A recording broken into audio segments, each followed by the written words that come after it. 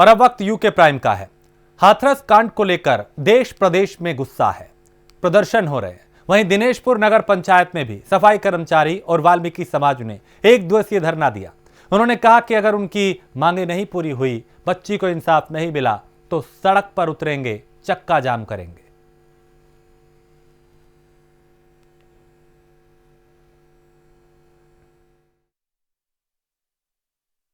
उन हत्यारों को कड़ी से कड़ी सजा दी जाए। एकदम मनीषा के हत्यारों को कड़ी से कड़ी सजा दिए जाए। हमारे मीडिया वालों को भी उनके पास नहीं जाने दिया जा रहा है। पत्रकार नहीं होंगे तो हम क्या कर पाएंगे? हमारे पत्रकारों को भी नहीं जाने दे रहे हैं। हमारे साथ वहाँ के जी वो डीएम साहब है, वो बहुत नाइंसाफी कर रहे हैं। योगी की सरकार है वहाँ पे। योगी ने ऐसा कर रखा कि हमारी उस मीडिया वालों को भी नहीं जाने दे रहे हैं वहाँ पे। उनको सख्त सख्त सजा मिलनी चाहिए, बस हमारी एक ही मांग है कि पहुँचाए हमारी बात को मीडिया वालों से, हमारी एक आगे तक पहुँचाए। यूपी के डीएम ने क्या कहा, देश खराब पुलिस ने जो है क्या में परिवार को जो है उससे मिलन नहीं दिया क्या में। फिर उसके बाद में क्या होया क्या में पुलिस ने मिलन नहीं दिया तो क्या में वो बाडी को जो है क्या में जलाने के तय ले गए। उसका जो है पुलिस ने जो है क्या में उसका क्रियाक्रम करके जो है अपने आ गए। जब आ गए तो वो क्या में परिवार तड़पता रहा, परिवार किसी ने नहीं सुनी, उसका साथ में बहुत अन्याय होया। उन हत्यारों को कड़ी से। हरिद्वार में स्कूल की मनमानी के चलते लगातार अभिभावक बच्चों के भविष्य की लड़ाई लड़ रहे हैं, जिसके चलते लगातार फीस माफी को लेकर अभिभावकों का धरना जारी है। ऐसे में अभिभावक आज रोड पर निकल आए। बता दें कि पिछले कई दिनों से अभिभावक ग्लोबल विजन स्कूल से बच्चों की ऑनलाइन पढ़ाई बंद करने को लेकर और फीस माफी को लेकर सरकार से कई बार गुहार लगा चुके हैं, लेकिन कहीं कोई सुनवाई नहीं हो रही।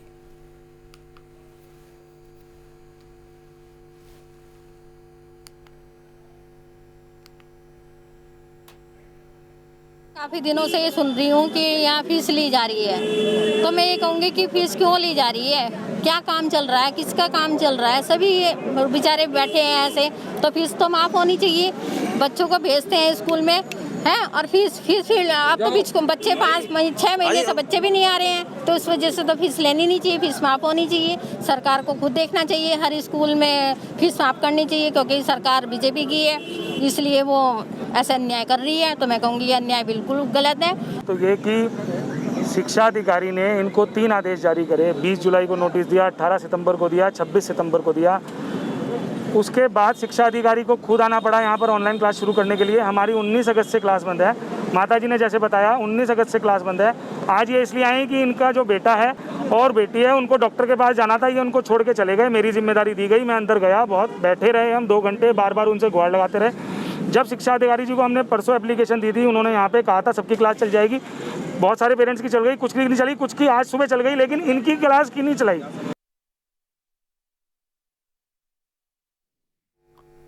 और हाथरस कांड को लेकर हरिद्वार के लोगों में भी गुस्सा है। हरिद्वार में भी लगातार धरने प्रदर्शन किए जा रहे हैं, पुतला फूका जा रहा है, कैंडल मार्च निकाले जा रहे हैं।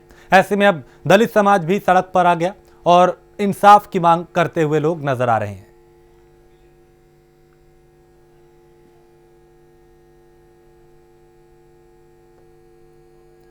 तो हाथरस कांड की जो गूंज है वो पूरे देश में सुनाई देने लगी है। उत्तराखंड में भी अलग अलग जगह पे अलग अलग प्रदर्शन हो रहे हैं।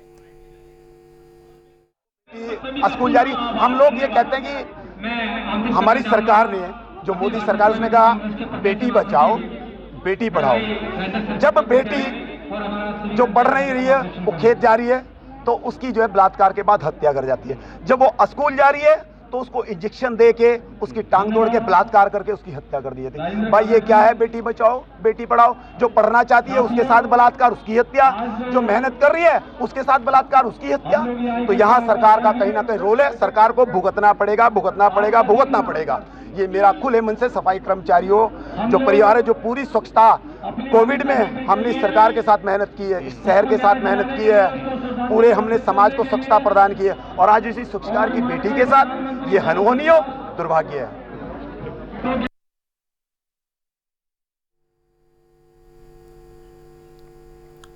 और किसान कानून के विरोध में कांग्रेस लगातार प्रदर्शन कर रही है, जिसके चलते कल से कांग्रेस ने प्रदेश में हस्ताक्षर अभियान की शुरुआत की है। कांग्रेस के इस विरोध पर बीजेपी के प्रदेश प्रवक्ता विनय गोयल ने पलटवार करते हुए कहा कि कांग्रेस अब लोगों को गुमराह कर रही है और कांग्रेस सत्ता प्राप्ति के लिए किसानों को भ्रमित कर रही है। कांग्रेस बुरी तरह से दिग्भ्रमित है और सत्ता के बिना वो जलबिन मछली की तरह से तड़प रही है। जो विषय कांग्रेस अपने घोषणा पत्र में शामिल करती है, जिस विषय को उनके मंत्री उनकी सरकार के समय संसद में लंबे लंबे भाषण देते हैं, जब वो काम भारतीय जनता पार्टी किसानों के हित के लिए करती है तो उनके पेट में दर्द होने लगता है और वो उसका विरोध करने लगते हैं। तो इसके समझ में नहीं आता कि आखिर कांग्रेस चाहती क्या है।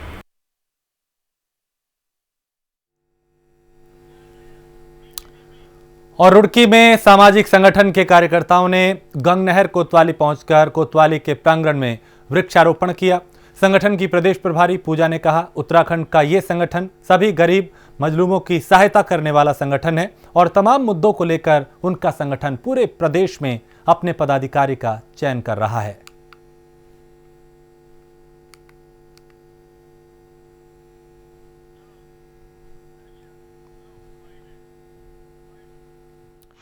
शक्ति सामाजिक संगठन में प्रदेश में महासचिव के पद पर हूँ पूजा, और यहाँ आज हमने कोतवाली रुड़की में महात्मा गांधी जी के जन्म दिवस पर उनको नमन किया है और यहाँ पर हमने वृक्षारोपण का कार्य किया, जिसमें हमारे साथ हमारे प्रदेश में जो प्रभारी हैं आरती त्यागी जी, जिलाध्यक्ष जो हैं महिलाओं की पूनम जी, और जिलाध्यक्ष पुरुष में है रजत शर्मा जी, और ये भैया हैं हमारे जो आज युवा मोर्चा में जो उपाध्यक्ष का पद दिया गया वो धनंजय जी को दिया।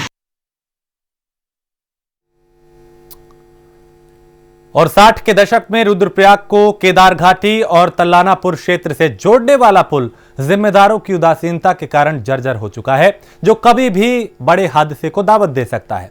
आलम यह है कि इस पुल की स्थिति जैसे जैसे दयनीय होती जा रही है, इस पर वाहनों का बोझ और बढ़ रहा है। एक बार में 16 टन की क्षमता वाले इस पुल में अब एक साथ कई बार 30 से 40 टन की भारी भरकम मशीनें गुजरती हैं।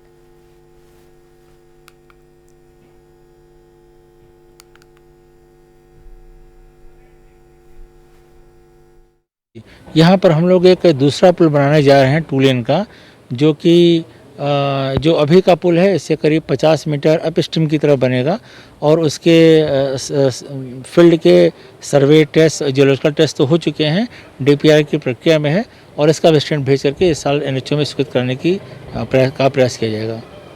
ये तो कई सालों से हम देख रहे हैं और पब्लिक भी इसमें काफ़ी विरोध कर चुकी है कि भाई एनएच कब इस पुल को बनाएगा, लेकिन आज तक शासन प्रशासन ना ही स्वीकृति दे पाया, ना ही इसके लिए कोई ट्रीटमेंट की व्यवस्था की गई है, जिस कारण कभी भी इस पर बड़ी दुर्घटना हो सकती है, जो कि शासन प्रशासन की ही गलती है। 20-25 सालों पहले हम देखते थे कि इस पर जो है दोनों तरफ जो है ट्रैफिक के नाम पे पुलिस वाले रहते थे और जो कि जो है ट्रैफिक का संचालन करते थे, एक बार में एक वाहन चलता था। लेकिन जितना पुराना हो रहा है पुल, उसमें कोई व्यवस्था नहीं है। जी यहाँ पर गदरपुर से गोपालनगर मार्ग के खस्ताहाल को लेकर ग्रामीणों ने धरना प्रदर्शन किया। इस दौरान कांग्रेसी नेता प्रीत ग्रोवर के खून से पत्र लिखकर उत्तराखंड के मुख्यमंत्री के नाम एक संदेश भेजा और इस दौरान उन्होंने कहा कि यह मार्ग स्वर्गीय खुशहाल चंद ग्रोवर के नाम पर रखा गया था, लेकिन इसकी घोषणा मुख्यमंत्री 3 बार कर चुके हैं, पुनर्निर्माण एक बार भी नहीं हुआ और आज हमने खून से लिखकर मुख्यमंत्री के नाम पत्र भेजा है।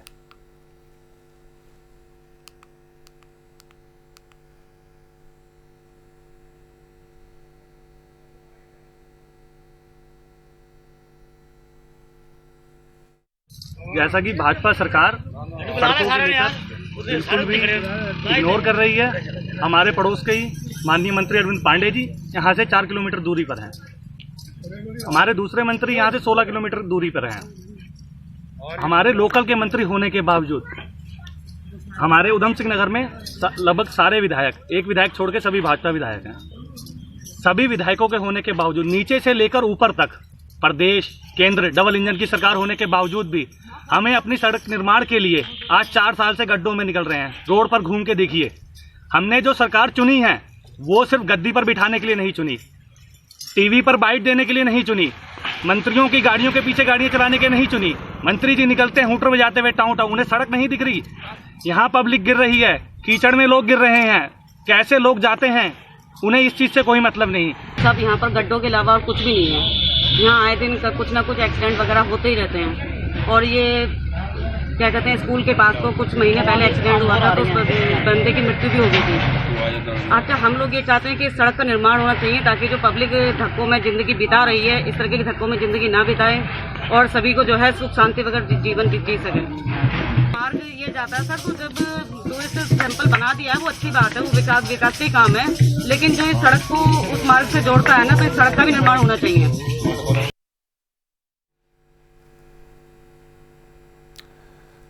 पहाड़ों की रानी मसूरी में शनिवार को पर्यटकों की भारी भीड़ देखने को मिली। मसूरी के मुख्य चौराहों पे वाहनों का जाम भी दिखाई दिया, जिससे लोगों को भारी दिक्कतों का सामना करना पड़ा। मसूरी में पुलिस फोर्स की भारी कमी होने के कारण यातायात व्यवस्था को सुचारू करने में खासी दिक्कतें आ रही हैं।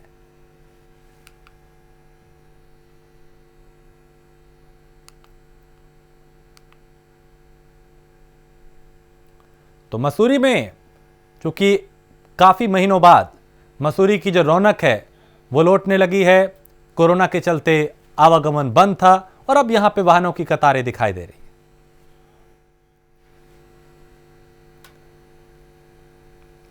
और कोरोना काल के बाद पहले राज्यवासियों के लिए केदारनाथ के दर्शन की अनुमति मिली और अब राज्य के बाहर के लोगों को भी अनुमति मिल गई है। तीर्थयात्रियों की संख्या में इजाफा होने लगा है। बिना यात्रियों के केदारनाथ एक तरीके से सूना पड़ा हुआ था, यानी जो श्रद्धालु हैं उनके बिना कोई रौनक नहीं थी यहां, और अब रौनक लौटने लगी है।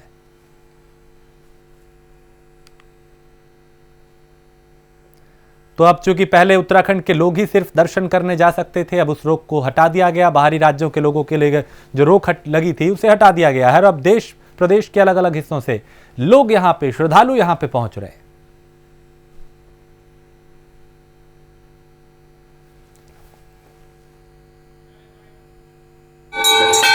वर्तमान में सोनप्रयाग से लेकर केदारनाथ तक विभिन्न डॉक्टर्स की एमआरपी स्थापित की गई हैं, जिनमें यात्रियों के थर्मल स्कैनिंग की व्यवस्था की गई है।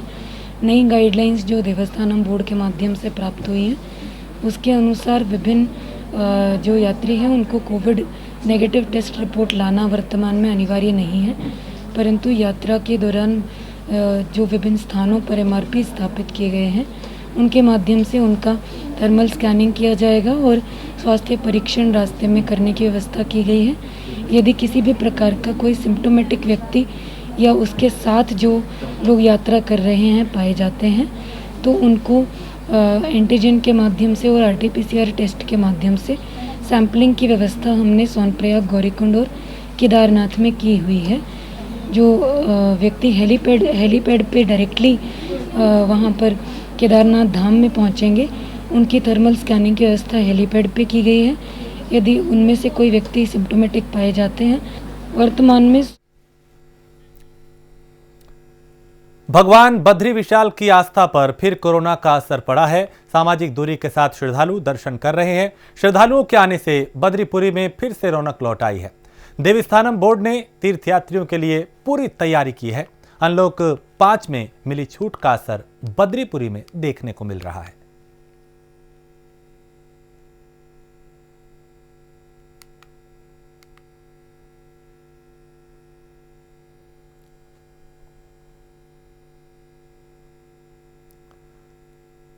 उधर किच्चा में रेलवे ट्रैक पर मालगाड़ी की चपेट में आने से एक शख्स की मौत हो गई।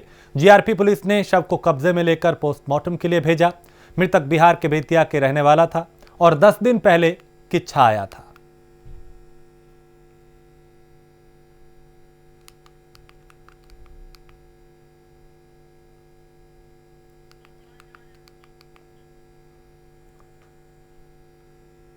और रुड़की के पुरवाली गणेशपुर के एक कॉलोनी वासी ने कॉलोनी में मौजूद एक नर्सिंग होम के डॉक्टर पे आरोप लगाया कि कॉलोनी में नर्सिंग होम होने की वजह से उन्हें कई तरह की दिक्कतें हो रही हैं। इसके अलावा नर्सिंग होम के साथ ही एक आरा मशीन भी है, जिसके चलते कई तरह की परेशानियां यहां पे लोगों को उठानी पड़ रही हैं।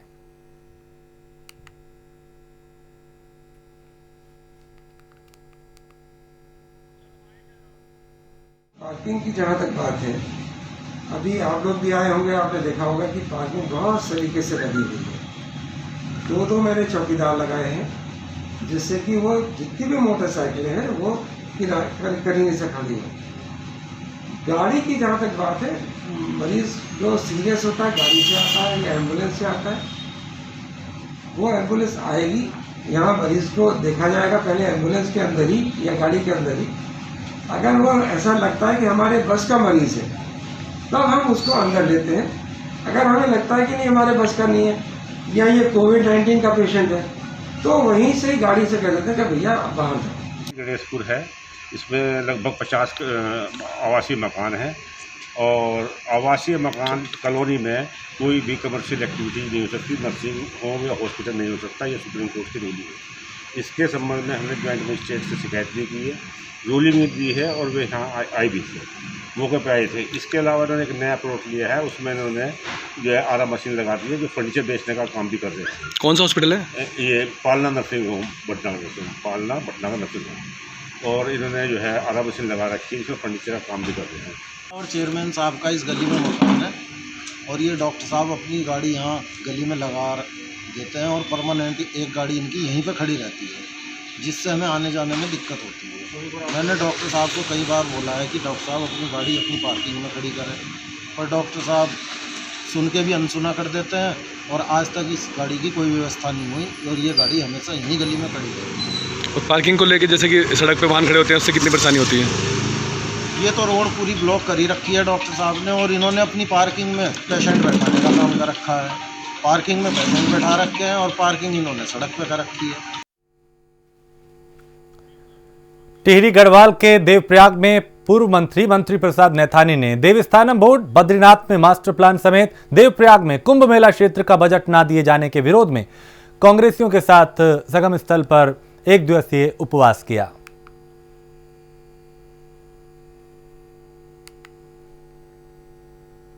तो संगम स्थल पर उपवास पर बैठे पूर्व मंत्री प्रसाद नैथानी। हमारे देश में पूज्य राष्ट्रपिता महात्मा गांधी जी का जन्मदिन और हमारे पूर्व प्रधानमंत्री लाल बहादुर शास्त्री जी का जन्मदिन और हमारे जो उत्तराखंड आंदोलनकारी जो शहीद हुए 2 अक्टूबर को मुजफ्फरनगर रामपुर किराए में, उनका शहीद दिवस के रूप में मनाया जाता है। ऐसे दिवस पर हमने यहाँ पर कांग्रेस जनों ने, हमारी देवप्रयाग नगर Congress committee, block Congress committee और अन्य सभी फ्रंटल ऑर्गेनाइजेशनों ने यहाँ पर जो उपवास रखा है, उसका जो है मुख्य उद्देश्य ये है कि एक तो वर्तमान त्रिवेंद्र सरकार ने जो देवस्थानम बोर्ड बनाया है, ये हमारे तीर्थ पुरोहितों के साथ बहुत बड़ा धोखा है।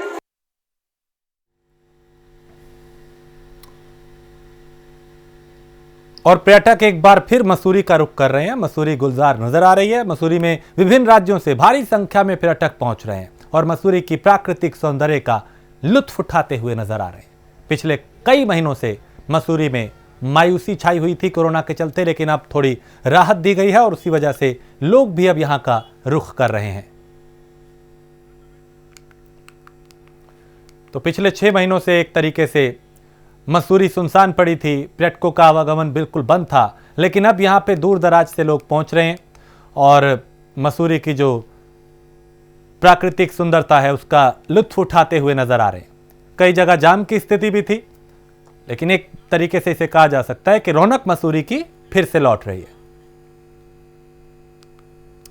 हरिद्वार के ज्ञानगोत्री का मामला है, जहां पे सिख समुदाय ने पिछले कई साल से लगातार प्रयास किया जा रहा है उनकी तरफ से, और लोगों ने पूर्व सरकार और वर्तमान की त्रिवेंद्र रावत सरकार से शांति वार्ता के साथ उन्हें ज्ञापन दिया और गुरुद्वारे की भूमि को लेकर मांग की है। इसके लिए उन्होंने उत्तर प्रदेश के मुख्यमंत्री योगी आदित्यनाथ से भी गुरुद्वारे को लेकर गुहार लगाई। समस्या थी, विभाग के द्वारा कुड़ियाल गांव, रामनगर डांडा, सीरियों, गोपाल पानी में 12 किलोमीटर क्षेत्र में सोलर फेंसिंग का कार्य किया गया है। तब से हाथियों से लोगों को काफ़ी राहत महसूस हो गई। ये माननीय मुख्यमंत्री जी की विधानसभा है और इसी के साथ इस बुलेटिन में फिलहाल इतना ही। देश प्रदेश की बाकी खबरों के लिए आप देखते रहिए प्राइम न्यूज।